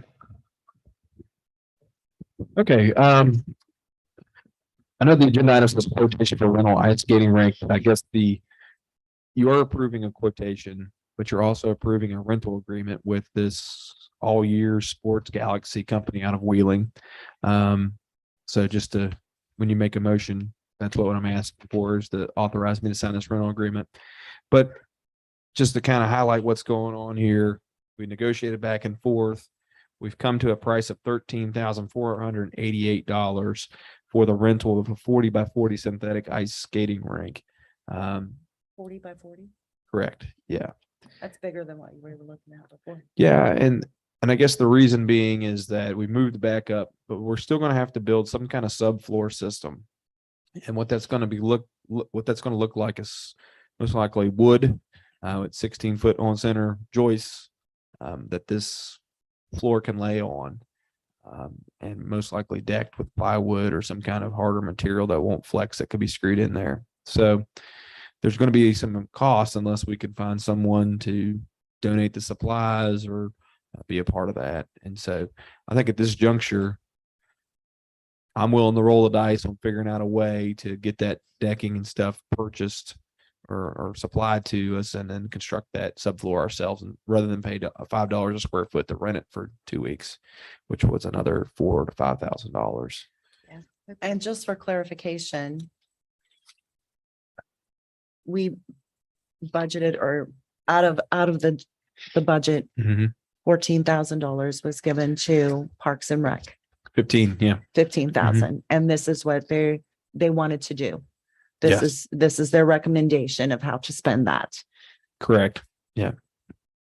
I just wanted Yeah, for yeah. clarification. For the last meeting we discussed, and I think I essentially asked them that, right? Do I have did. your motion to take this to Sure. council? And everybody was, I think we got an affirmative motion on that. So, Okay. Yeah. I'm still going to approach some sponsors. please do. Yeah. Yeah. I think the more, way this is going to work is they're going to show up roughly the 23rd, or thinking the Wednesday before Thanksgiving, and set this thing up. So we've got to be ready for prime time at that point with our deck.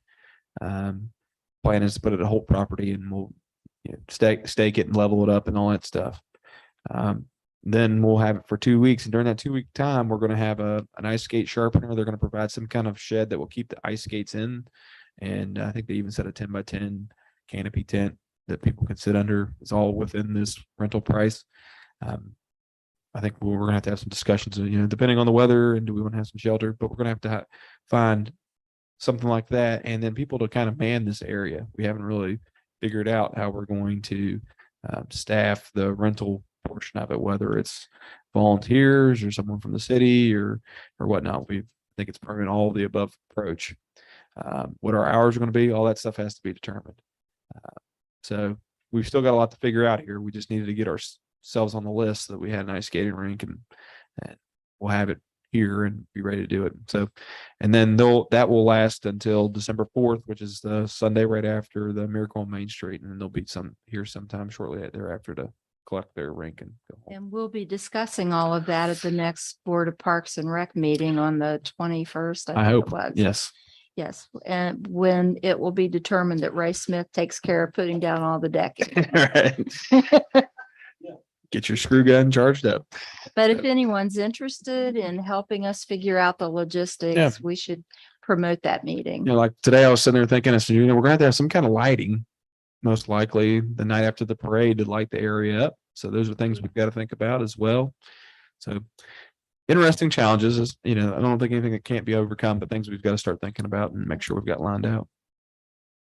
Does the fire department have any lighting? Is council ready to take action on the quote for $13,488 from Sports Galaxy for the ice skating rink agreement? 488.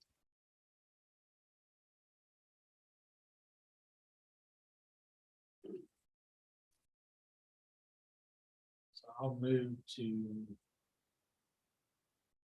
spend $13,488 on the rental, the ice skating rink. with Sports Galaxy. At Sports Galaxy. Okay, good. Is there a second? Second. It's been moved and second. Any further discussion? We'll have voting by roll call. Councilwoman Sherry Rogers, Yes. Councilman Randy Bowen, Yes.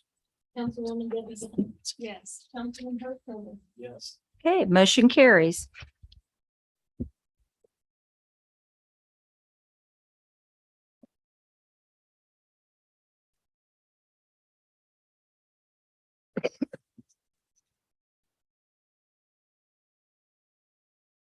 Do we have that in here? I The- didn't see it.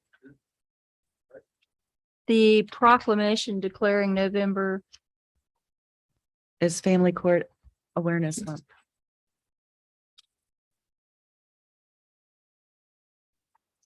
It's on the back page of, 56. It's not decorated I up see it. very well, but it's Okay. there. I was looking for something else. oh, okay.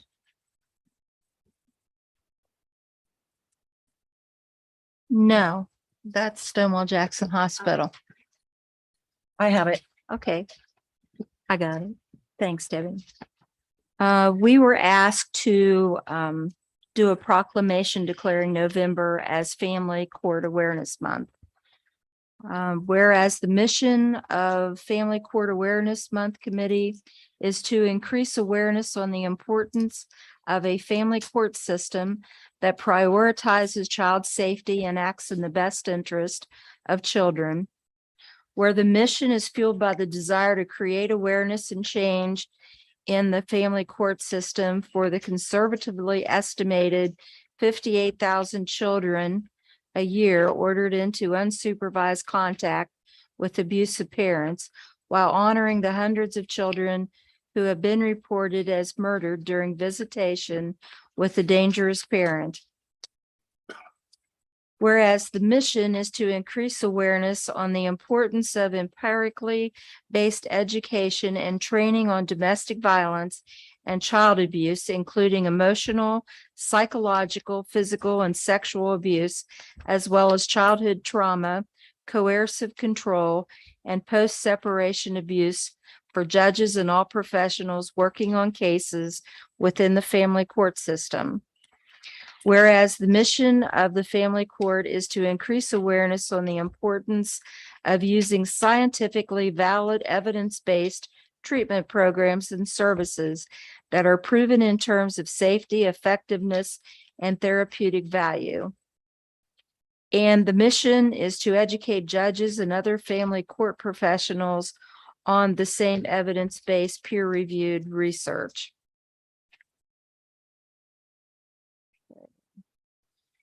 And City Council would be declaring the month of November to be Family Court Awareness Month and encouraging all residents to support local communities' efforts to prevent the harm of children in the hands of family members and to honor and value the lives of children.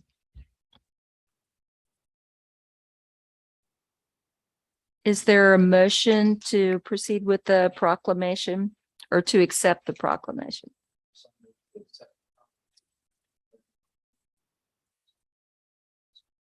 Is there a second? Second. Okay, it's been moved and second. All in favor, say aye. Aye. Opposed? Motion carries.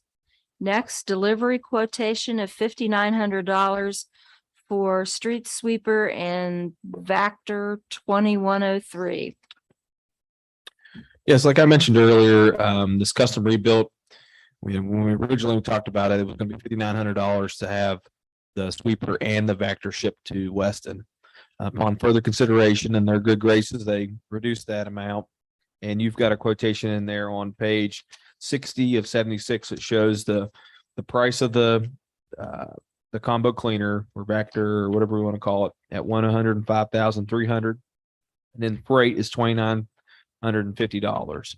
And they told me over the phone today that confirmed that that freight will be the only cost. They will not revise our sweeper cost for the freight. They'll ship both of those for that price in the same flatbed or whatever it is they're shipping it on.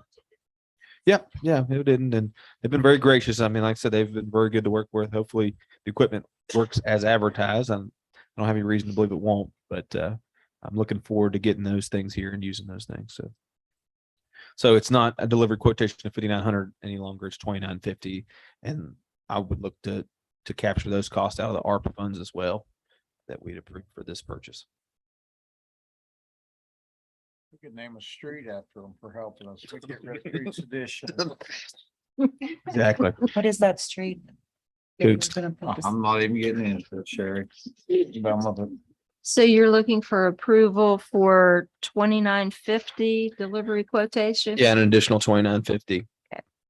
To be authorized from ARPA to pay for the delivery of both pieces of equipment. I'll move to approve the 2,950 from the ARPA funds. Okay, is there a second? It's been moved in second. Any discussion? We have voting by roll call. Councilwoman Sherry Rogers, Aye. Councilman Randy Bowen, Yes. Councilwoman Debbie Young, yes, and Councilman Herb Turner. Okay, motion carries. Next, Attorney General Walmart opioid settlement agreement approval. All right, here we go. Apparently, the Attorney General has settled with at least three other entities for all this opioid litigation that's been going on. On our list, there's 3 different entities, but I guess we'll start with Walmart first. It's the same general concept that we did with Rite Aid. You have to elect to be part of it, to become a participating litigating local government. And when you do, you get put in the pen and you get to get whatever percent that Walmart has settled for. And Walmart appears to be settling for somewhere in the neighborhood of $65 million. And 24.5% of that is supposedly going to local governments. And Weston is, as best I can tell, getting 0.0096% of $15,942,150. Now that comes out to about $1,500 and $1,530. When we previously talked Rite Aid, my beautiful math got in the way, and I was multiplying the amount that goes to the county or to the local governments. I was multiplying that by 0.096 to get our total, and that came out to something like $50,000. I think that number is wrong. I think it's 0.096%. So it's not even 1%. So it's 50 some. So it was, what was Rite Aid? $562.60. Oh my God. So ultimately, I think we're going to get about $6,000 so far out of all this stuff. I'll call the Attorney General and make sure that's right. And on top of that, they have stipulations as to how. Yeah, and you just can't go out and do whatever you want to with it. You got to use it to abate opioid type problems. And so that's what this election and release form is here for Walmart, and ultimately it's what's going to be for the next 2 coming down the line. But I think the mayor just has to sign this, and we'll turn it into the Attorney General and get on the list with them. Okay, is there a motion from council to approve the Walmart opioid settlement agreement? And before we vote, I forgot one more thing. These settlements, I think it's important that we don't go around screaming and yelling about how Walmart's guilty of this or Rite Aid's guilty of that or whatever. They're not admitting liability, and that's part of these settlements. So don't go around telling anybody that Walmart's guilty of anything. That's not what's happening here. Okay, carry on. Thank you.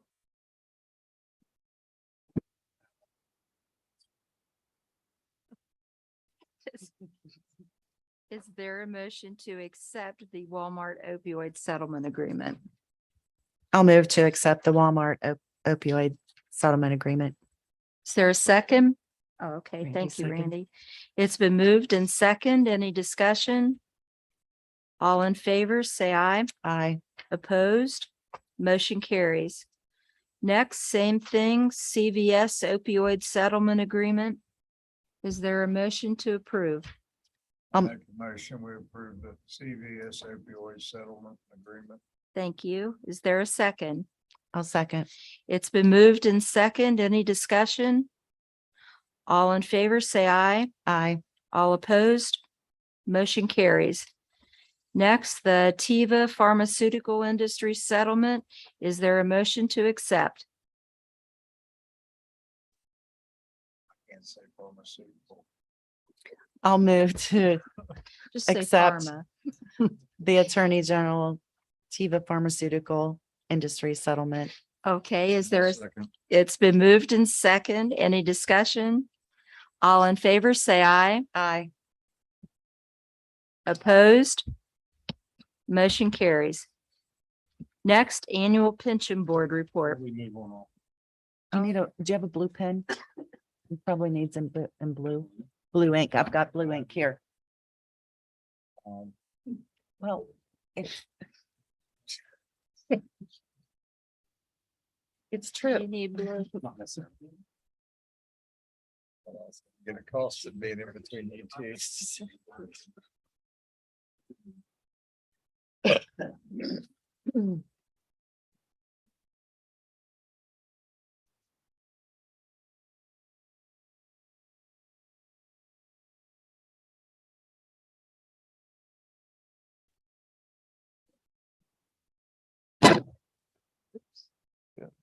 Way to go, Brian.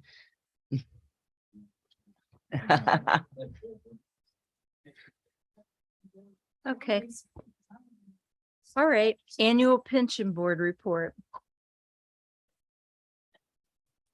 Okay, in your packet, you've got Fireman's Pension Relief Fund spreadsheet that's been printed out and a policeman's pension and relief fund spreadsheet that's been passed out. And I'm here technically on behalf of the Board of Trustees for each pension fund to do our annual report of the status of those funds. Right. I'm not an actuary, nor do I play one on TV, but from what I can see, looking at the fireman's pension, we started out with about $1.6 million this year in the fund. And I think we ended up with about $1.4 million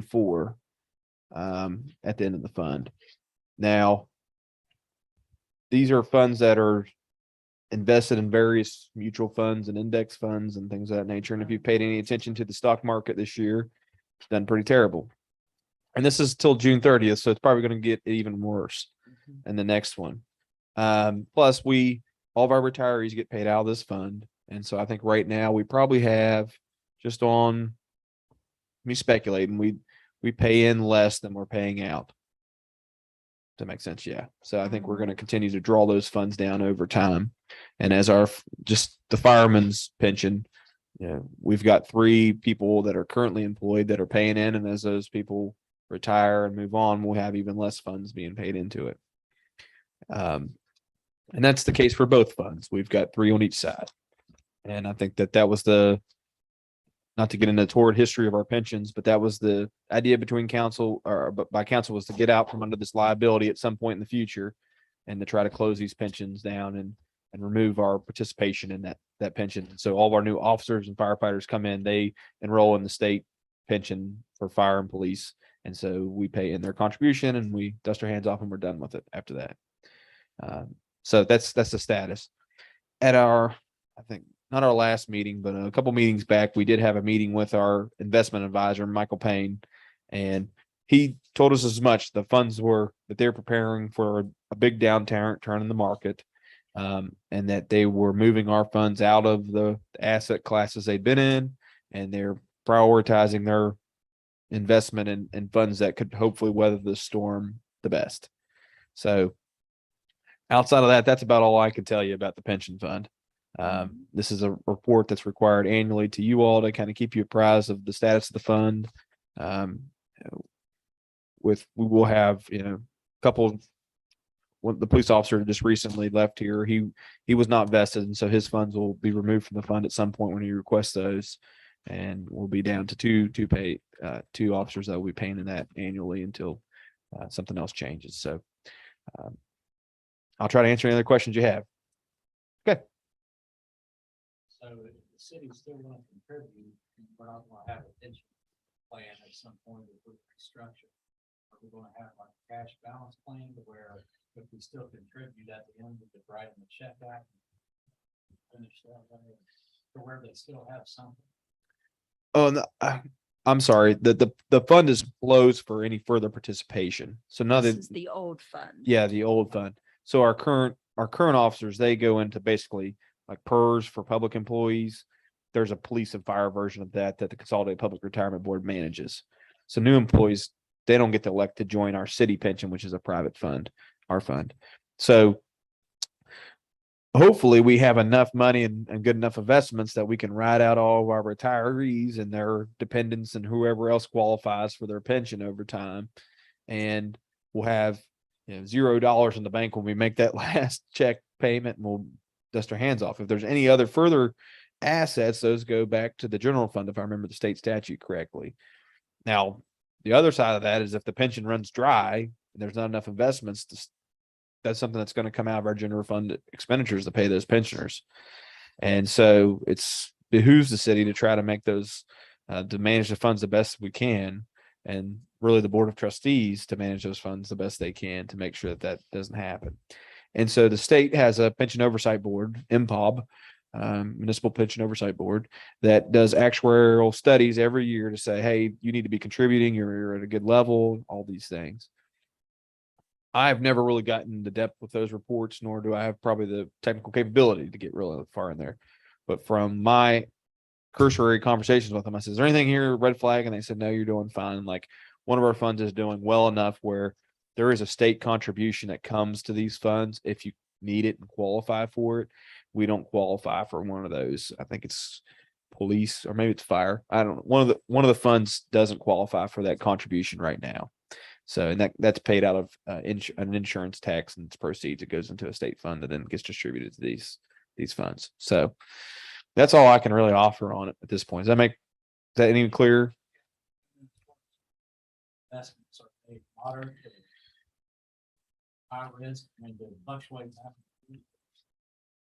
Everything's losing right now. Yeah, I think there's nowhere to hide right now from the stock market, but yeah. I will say that, I mean, we get an investment report that shows all the different things they've purchased. A lot of times they're buying stock in Ford and GE and all that other stuff, save stocks that have historically performed pretty well. And we don't get into the pension oversight board doesn't get into the nitty gritty of how the investments are. That's why Mr. Payne with Steel Oaks has been retained, is to manage those funds. I think you can ask him any questions you want as far as the pension board can. But we didn't go out and solicit somebody off the street to manage these funds. The pension oversight board only allows 2 or 3, I think, if that's right, Mayor. I think so.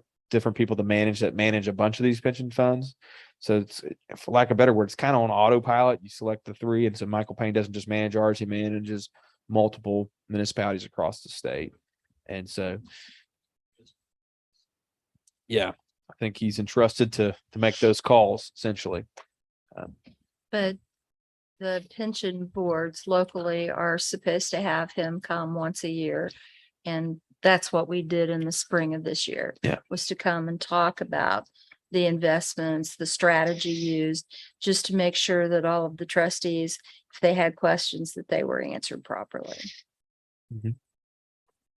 Yep. So with that, I'm just going to ask for a motion. It's been included in this, I think at the very back. There's a certification that I'll work with the mayor to get signed, I guess. It says, hey, we presented this to council on such and such date, because that has to go back to the MPOB board to say that you guys have been presented with this information. Okay. Council ready to make a motion to that effect? That's on page 68, sorry. I'll move to approve the annual pension board report. It's been moved and second. Any discussion? We'll have voting by roll call. Councilwoman Sherry Rogers, Aye. Councilman Randy Bowen, Yes. Councilwoman Debbie Duff, Councilman Herb Curtis. Okay, we're getting down to the last of it. We'll have reports from, That's a couple more things to do. Yeah. There, I've tried contacting 2 times and Kenny has tried to contact, and he won't come back to either one of us. okay, sure, I'll take that. And then, I wanted to, tell Josh, your lady officer, very professional acting person. She came on the call when they had to tow the vehicle. Stayed with me while they towed it, so there wouldn't be any trouble. Very professional. That's She great. knows her work. Hey, can I meet up with you tomorrow and get the information you have? Sure, you want me to come over to the building? What time? What works for you? Anytime afternoon, because I work for Gene and them in the morning. 1:30? That'll be fine. And we're gonna do, I've already started scheduling a saturation patrol for your neighborhood. Thank you. So if we can get the vehicle information and stuff, and we can try to target those vehicles, maybe we can. They have some of the information, but I've got a lot of. Well, vehicle but I numbers. don't have any of those. Right, but I have a lot of vehicle numbers. I don't know if Kenny and Sherman has picked up. Do you have any, vehicle information? Pretty much told them. Okay. Temporary tags. A lot of temporary. Really? Oh, okay. And it's funny, they all start with the same 3 numbers. They're probably sharing, I'm pretty sure. You're moving them, aren't they? Yeah. I'm sure all during the day, man. Okay, thank you, Linda. No, you're fine. Thank you. Thanks. Ward 1. Oh, first of all, I'd like to thank all of our employees on our team. And it's a privilege to work with everyone. It's very exciting how we're moving forward, and especially with the REAP grant and street paving. And I know a lot of things happen behind the scenes at the municipal building to make all these things happen. And I do appreciate you. I also wanted to remind everyone of the public meeting tomorrow night at the judicial annex. That is at 5:30. And this is on the Amendment 2, an explanation of the Amendment 2 that will be on the ballot in November. That's all I have. Thank you. Thank you. Steve? I guess I always roll my remarks towards national or world issues. I'm going to do the same again tonight. I think if every person, like the ones that are here tonight, if you hold your boards of education, your city council, your county commission, local government, water board, sewer board, dam association, whatever, you go to everything, get involved and hold them accountable and make sure that everything locally focuses around helping each other and not looking to the federal government or the state government to take care of us. And I think that's how we'll fix what's wrong. So keep working, going to the meetings, being involved, signing up, to be candidates and whatnot. And I just got one little saying to add to that. And it's, the world is not becoming a darker place. The veil sheltering you from reality is lifting. Ward 2 gone. Over and out. Word 3. Okay, well, Herb and I are just dumbfounded down here. We don't know what to say now. My mind's like, woo, right now. We amaze you on this. We do. We are. It's hard when you get to this end of the table because you guys have said everything. So, I commend our staff for doing excellent at their jobs. I'm happily excited, exuberant over the street paving. I mean, that's been 30 years in the making for some of these streets, and it means a lot. It means a lot. And I would like to see this continue in the future, maybe not at this magnitude, but at least do one in each ward from here out, because we kind of use this time to play catch up, and it was much needed. I like to extend to everybody being alumni of Lewis County High School that this Thursday is the homecoming parade. And we are playing our arch rival, Buckhannon Upshur, in the game. So we always want to bust the Bucks, right? So encourage everybody to come out to the parade. Our downtown looks wonderful, amazing with the flowers and everything. But just that sense of community coming out and supporting our kids, they really appreciate it.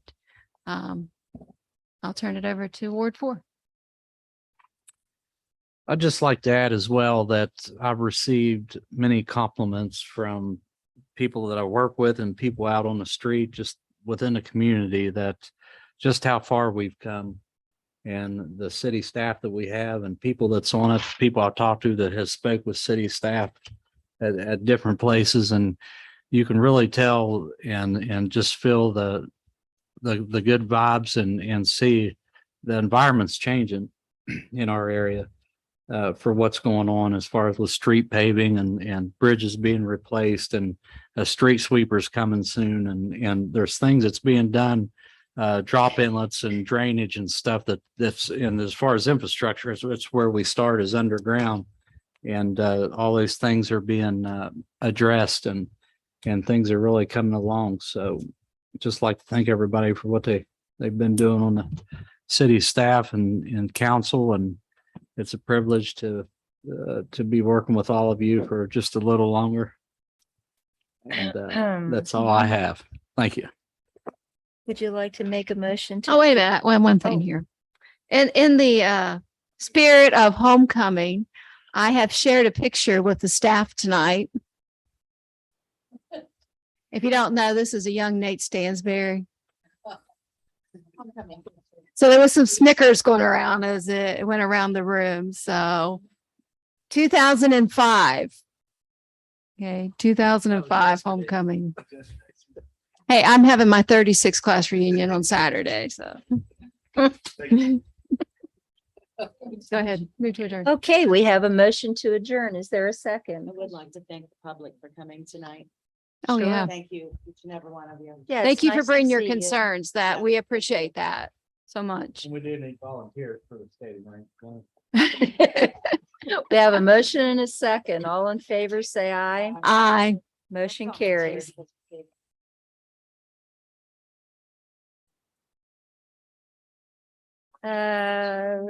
She made it. What? Yes.